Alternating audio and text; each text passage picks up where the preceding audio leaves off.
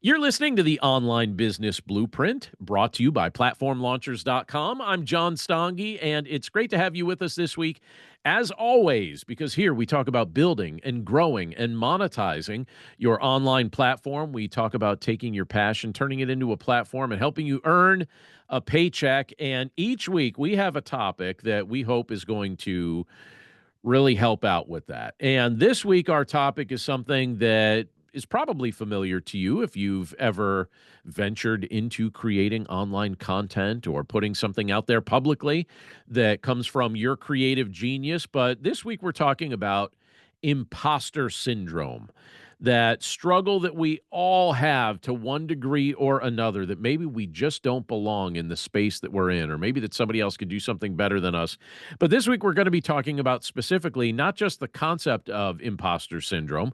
We're going to be talking about overcoming imposter syndrome and really stepping into the confidence that you already possess. I want to let you know that we have a bunch of resources available over at platformlaunchers.com. The full text for our teaching here for the podcast is also going to be available up there on the website, so be sure to check it out. And we'd invite you to just join us as being part of our members club or utilizing our courses, resources, coaching, any of that. Whatever helps you build, grow, and monetize your online platform, we want to offer that to you. But that being said, let's get back to this idea of imposter syndrome. Now, imposter syndrome is not uncommon. In fact, it's one of the most common struggles that people face when they're building their online platform, when they're building their online business. And when you boil it down, when we think about what imposter syndrome really is, it's really this persistent feeling that some of us, or really all of us, get that we are not as capable as others think we are. And that eventually someone's going to expose us as the fraud that maybe we start to think that we happen to be. And I'll tell you, even those who are successful in their careers or successful in their online platforms or successful in their businesses and really respected in their communities can secretly wrestle with this burden. This isn't something that's just for the newbie. This is someone for the seasoned pro as well.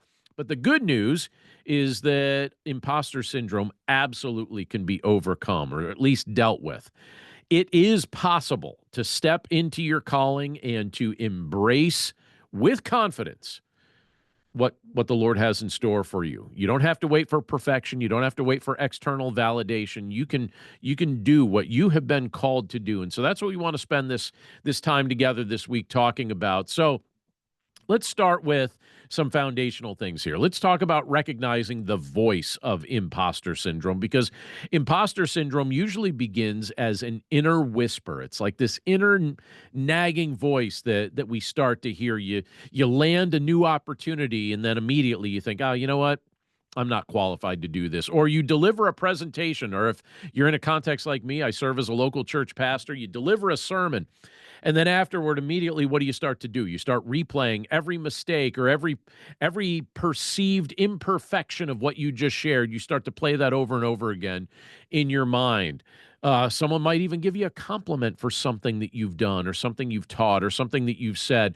And then you start brushing it off and you think, it's just coincidence that worked out well. It usually doesn't. Or you think, it's just timing. If I shared that on any given week, maybe you wouldn't think so highly of it, right?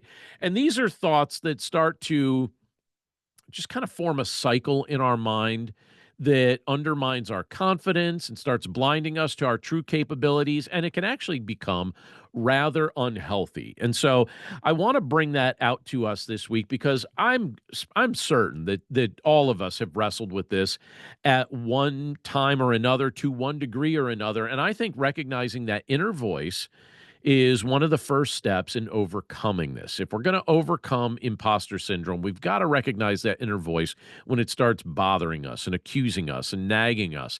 And when you start hearing yourself thinking things like, you know what, I don't belong here. I don't belong in this group. I'm among my superiors. I don't belong here. Or if you start saying things to yourself like, I'm never going to measure up. I'm never going to be as good as so-and-so, et cetera, do something right away. Just pause and acknowledge that this is not reality. This is a distortion of reality. Identify that this could be a lie that's confusing your thinking, and the goal then is, as after we identify that this is a lie that's starting to confuse our thinking, we've got to replace it with the truth. But these lies come from somewhere. And as we recognize that inner voice that's starting to lie to us, we have to understand that there are some root causes behind this. If we're going to overcome imposter syndrome, we want to identify some of the root causes. You want to understand some of the root causes because imposter syndrome rarely comes out of nowhere, right? There's a backstory to this. It often grows out of experiences and some expectations that shape us. Some people develop it because of environments that they've operated in where success was never celebrated, but criticism was constant. And because their successes were never celebrated and the criticism just kept coming, they develop a certain imposter syndrome that seems to drag along with them over the course of time. Others struggle with imposter syndrome because they were praised for achievements alone, and they basically started to connect their sense of worth with accomplishment. So if they didn't have a new achievement to tie to whatever they were doing, they start feeling like maybe they're worthless, and so that could be like another side of this.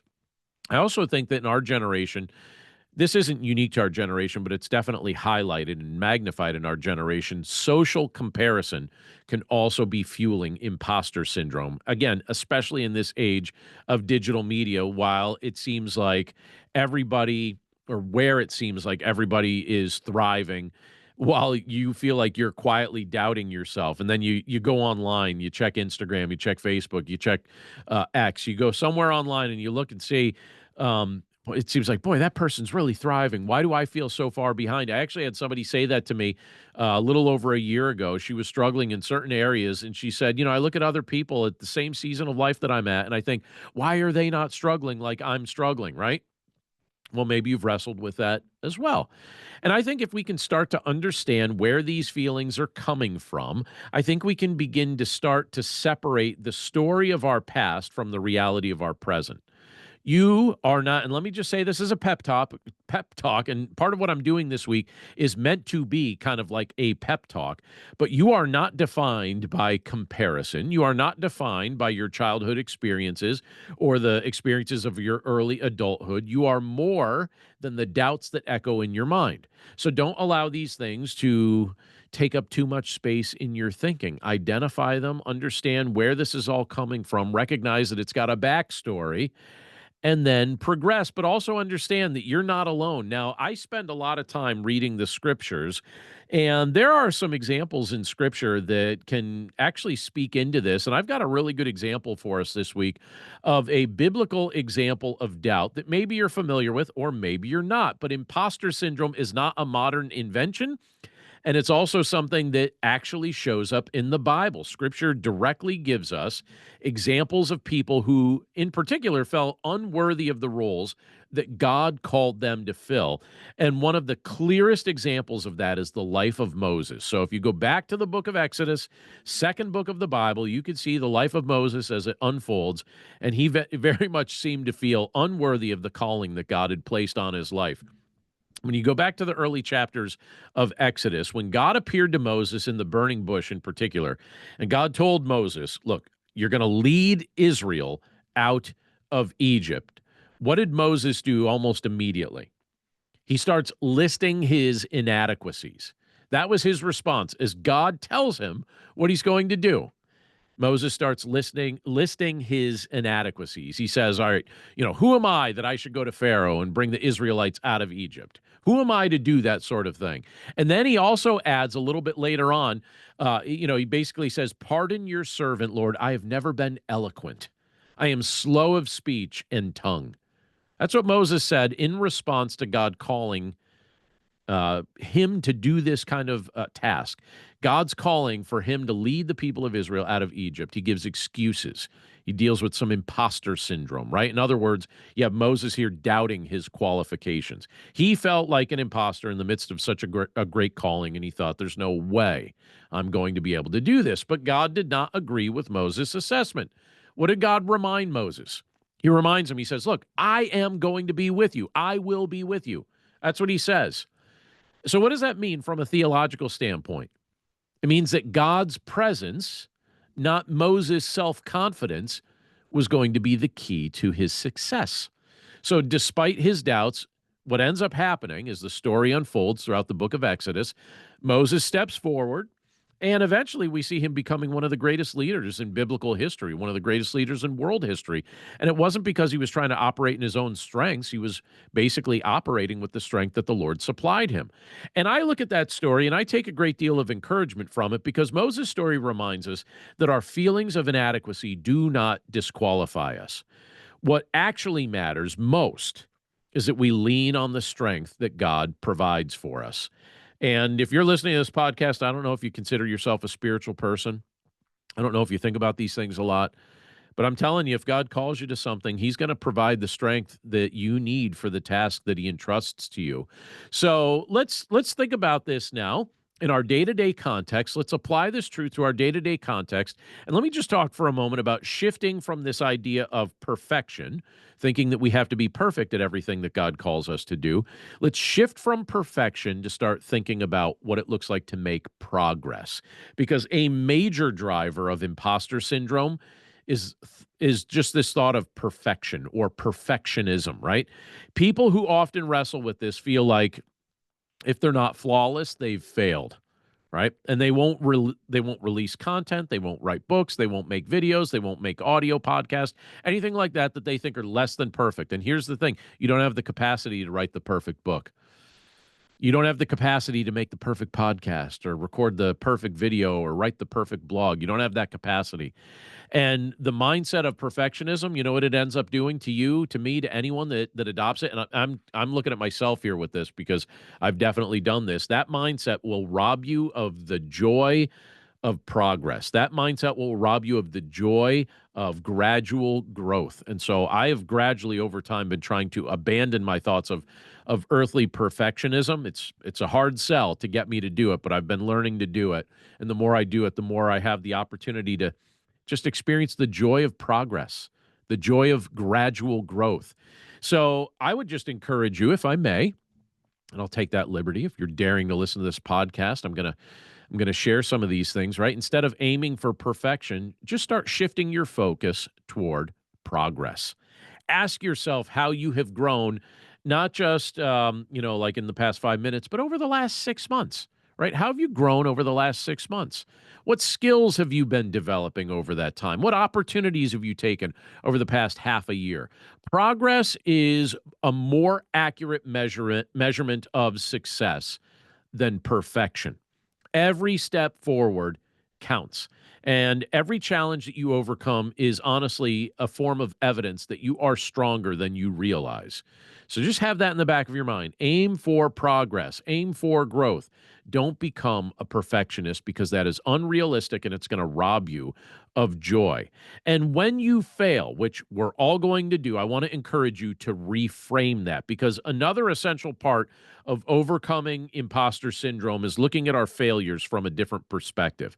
I think too often we start to see failure as a proof that we're not good enough. We think, you know what, I failed at this, or I didn't do very well at this, and that means I'm not good enough.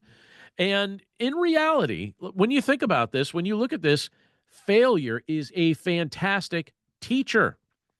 Every person, look at this throughout the course of history, every person who has achieved meaningful success has a whole string of failures behind them, right? A whole trail of failures behind them.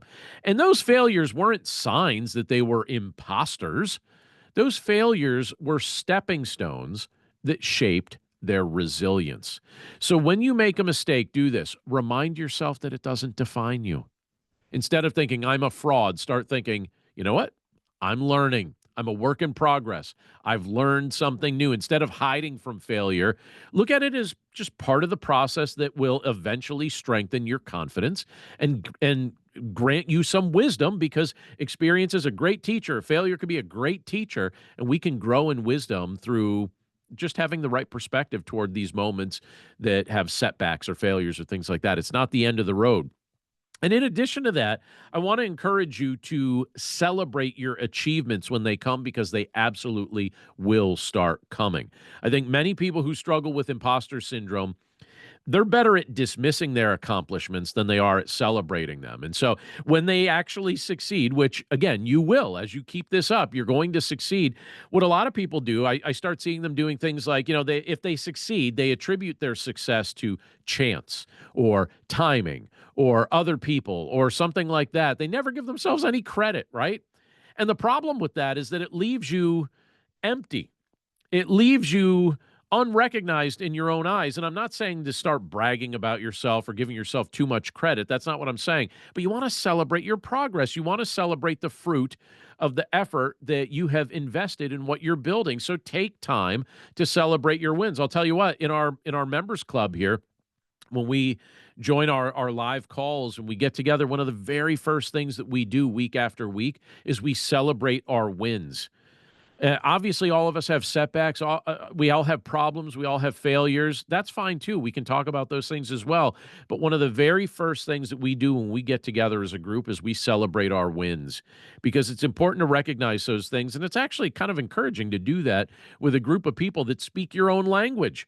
And I would tell you, maybe at this point you don't have a group that you're part of. By the way, join ours. It's going to be beneficial for you. But let's say you're not in it yet. Notice I'm saying yet, because I think you're going to join us at some point. If it's just you, if you're solo at this point, that's fine. What I want you to do when it comes to celebrating your wins is this: start writing them down. Write down some of these moments when you succeed. And along the way, it might be helpful to keep just like a folder of encouraging notes or emails or messages from people who appreciate your work. And that way you could go back and reread it. You can access it when you need kind of a boost of encouragement. You start reviewing those things when doubt starts creeping in, and just have some helpful reminders of times that you've genuinely helped other people out. And I think that this practice, it's just a simple practice. I think it could be something that reminds you of the truth when your mind is trying to convince you otherwise.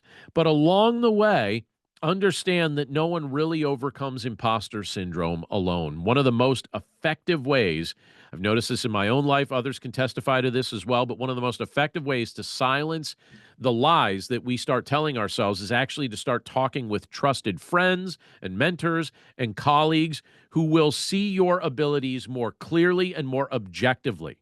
Because often they can help you they can help you stop overlooking some of your strengths. There may be strengths that you have a pattern of overlooking because they're things that you're just used to. But to them, they look at that and they're like, that seems like a superpower. And so they help point those things out. They help us recognize those things. It's super helpful. We need people like that, colleagues, mentors, people on the same level as us that can speak into our lives and remind us of these truths. I would encourage you to surround yourself with a group of people who are willing to celebrate your growth while also challenging you to see yourself as capable. Sometimes it only takes one honest conversation to realize that others do not view you as the imposter that sometimes you think you are. They can see your talent. They notice the value that you bring.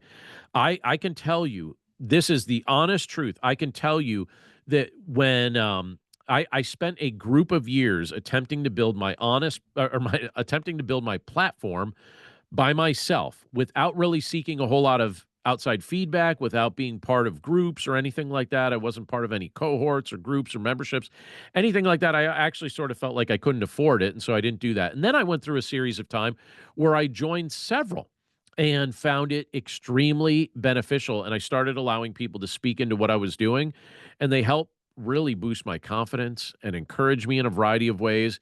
And it really egged me on in such a way that it was kind of one of the key elements to helping me defeat imposter syndrome in certain areas of my life. I would encourage you, surround yourself with some of those people that are going to do that for you. And also start being nice to yourself. Because I think imposter syndrome, I think it thrives when we're harsh with ourselves. I think if you constantly criticize your every move, I think your inner voice is going to just kind of keep you stuck. You're just going to hear criticism over and over again. It's going to be the sound of your own voice criticizing you. And as you're compassionate to yourself, understand that self compassion is not about lowering your standards. I'm not asking you to do that, but I am asking you to start treating yourself with the same kind of kindness that you would treat a friend. There are things that you say to yourself regularly that you would never say to somebody else.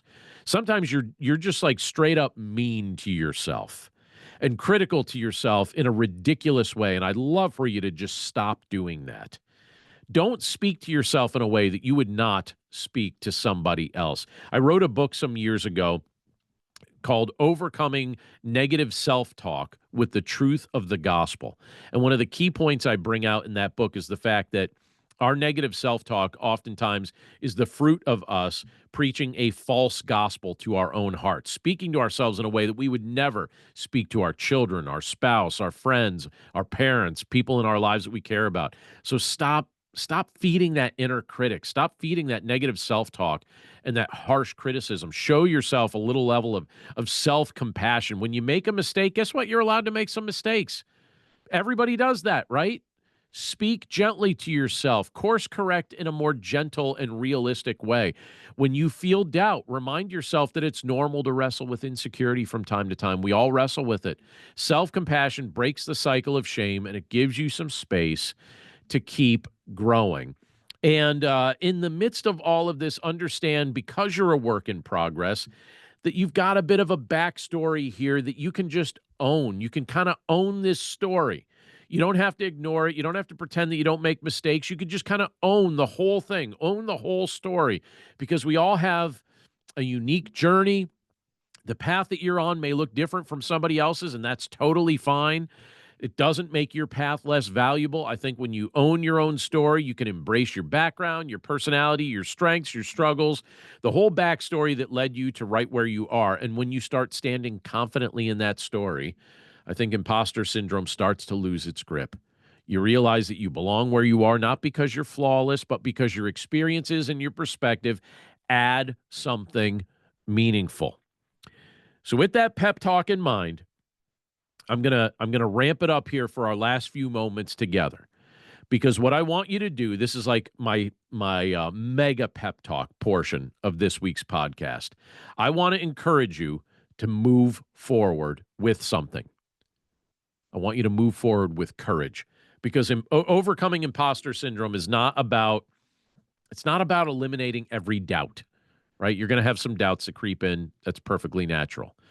What it is about is it's about learning to move forward even while doubt lingers. They say courage isn't the absence of fear, it's the decision to keep going on, keep moving forward in spite of fear, right? That's what courage is. Yeah, you acknowledge your fear, but you keep moving forward.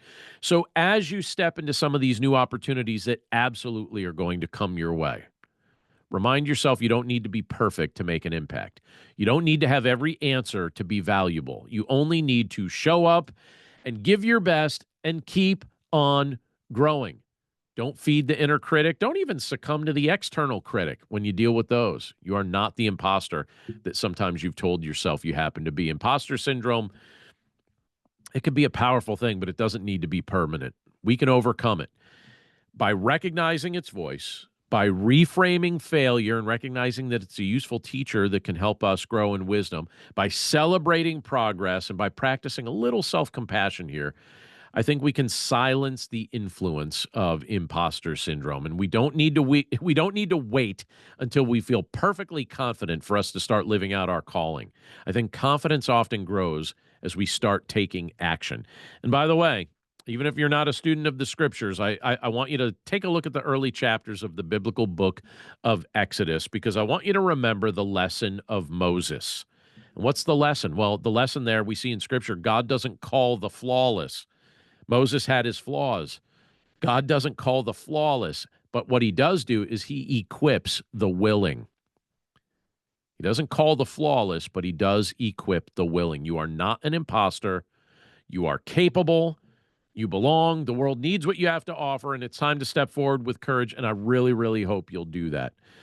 So I hope this pep talk was useful for you. It was certainly fun to deliver it because all of these reminders that I just shared with you are reminders that I very much need myself. I've wrestled with imposter syndrome as well. We all have.